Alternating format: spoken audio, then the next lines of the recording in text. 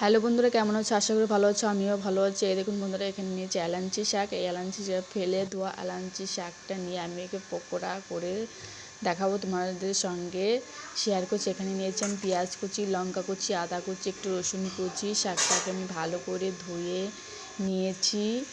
এখানে স্বাদ মতন লবণ, হলুদ আর অ্যাড করবো এখানে চালের গুঁড়ো দিলে খেতে খুব ভালো হয়, মুচমুচে হয়, খেতে অনেক টেস্টি হয়।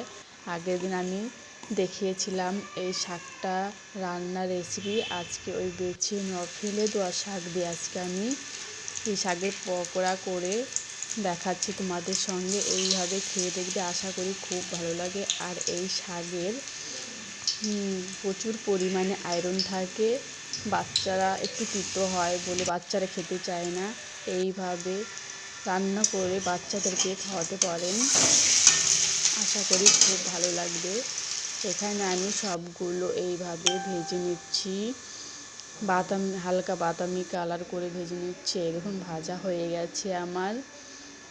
তারপর আমি নামিয়ে নিয়েছি। কি সুন্দর হয়েছে, দেখতেও যেরকম সুন্দর হয়েছে, খেতেও ঠিক সেরকমই ভালো লাগে।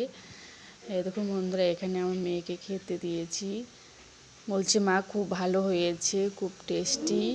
এরকম তোমরাও রান্না করে খেয়ে বলবে কেমন হয়েছে প্লিজ।